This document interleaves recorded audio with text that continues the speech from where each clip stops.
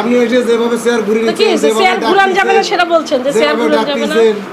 আপনার বসার দরকার ওখানে বসে। তো বসবো, সেটা আমার কোথায় বসে আমি বসবো। হইছে। টেবিলটা উল্টে দাও, ওখানে চেয়ার আছে ওটাতে বসুন না।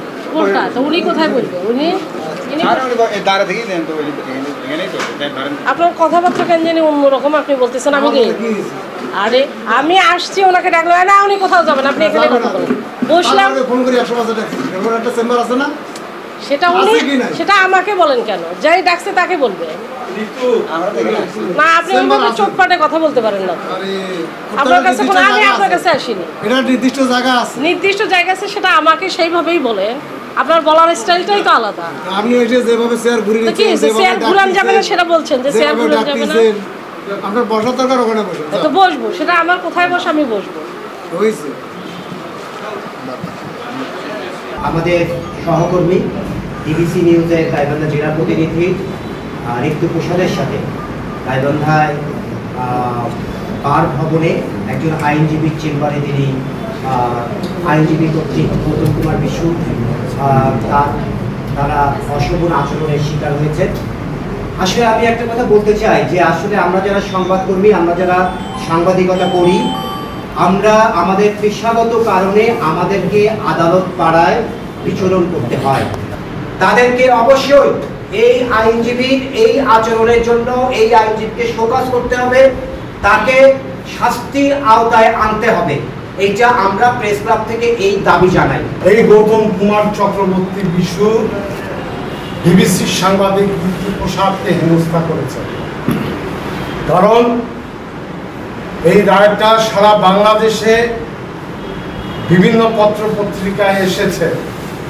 এটার সঙ্গে কারা যুক্ত এবং এই রায়ের পিছনে রহস্যটা কি সেটাই খুঁজতে গিয়ে মূলত এই সব যারা জেলা বারের উকিল আছেন, আইনজীবী আছেন, তাদের আসলে খায়ে খোঁচা লেগেছে।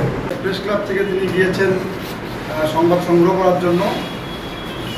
তার সাথে যে আচরণটা করা হয়েছে একজন অ্যাডভোকেট হিসেবে এটি কখনোই কাম্য না, বা আমরা কখনোই চিন্তাই করিনি তার সাথে এই আচরণটা করব। তার তো কাজেই হচ্ছে সংবাদ খোঁজা।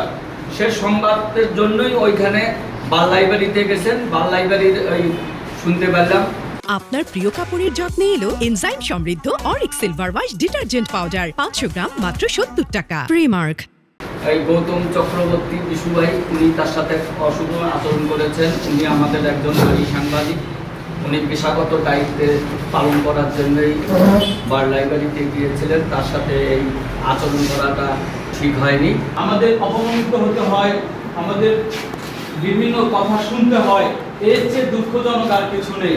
আইনজীবী গৌতম কুমার চক্রবর্তী বিশু অশোভন যে আচরণ করেছে তার প্রতিবাদ এবং নিন্দা প্রকাশ করছি।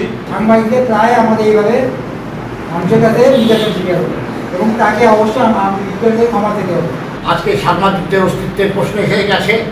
একটি নারী সাংবাদিক যেখানে ইয়েতে বার লাইব্রেরিতে গিয়ে তারা যদি খারাপ ব্যবহার করে, একটি উকিল, একটি অ্যাডভোকেট, যারা আইনের যারা কথা বলে রক্ষক, যারা আইন মানুষকে সহযোগিতা করার আশ্বাস দিয়ে যে পেশাটা বেছে নিয়েছে, তারা যদি সাংবাদিকের সময় খারাপ আচরণ করে, তারই প্রতিবাদে আজকে আমরা এই প্রতিবাদ সভা করছি।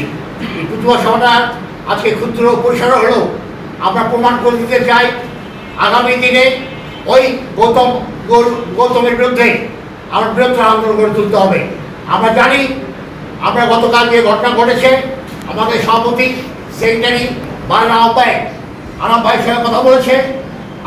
আনাম ভাই আশ্বস্ত করেছিল যে গৌতম মৃত্যুর কাছে গিয়ে নিঃশব্দ ক্ষমা চাবে, কিন্তু তার ভাষা, তার যে ব্যবহার, আমরা তাদের ব্যবহারে আমরা সন্তুষ্ট না হয়ে আজকে এই প্রতিবাদ সভা করছি।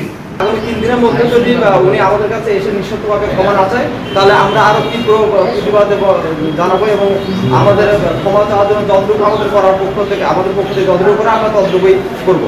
গৌতম কুমার বিশু তার চেম্বারে কিংবা কোনো আইনজীবীর চেম্বারে আমাদের একজন সহকর্মীর সাথে অশোভন আচরণ করলো। পরবর্তীতে এসে সে ক্ষমা চাইল। বিষয়টা কি এখানেই আমরা শেষ করে দেব? আমার মনে হয় না বিষয়টা এখানে শেষ করা যাবে। যদি বিষয়টা এখানে শেষ করি তাহলে শিবলু যেভাবে আগে হেনস্থার শিকার হয়েছে, পরবর্তীতে মিলন হবে, উত্তমটা যেভাবে হয়েছে পরবর্তীতে আমি হব।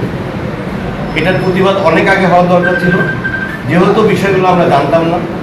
আমরা যখন জানতে পেরেছি আমরা এটা প্রতিবাদ করছি। আমার মনে হয় এই প্রতিবাদের ধারাটা একটু ব্যতিক্রম হওয়া উচিত।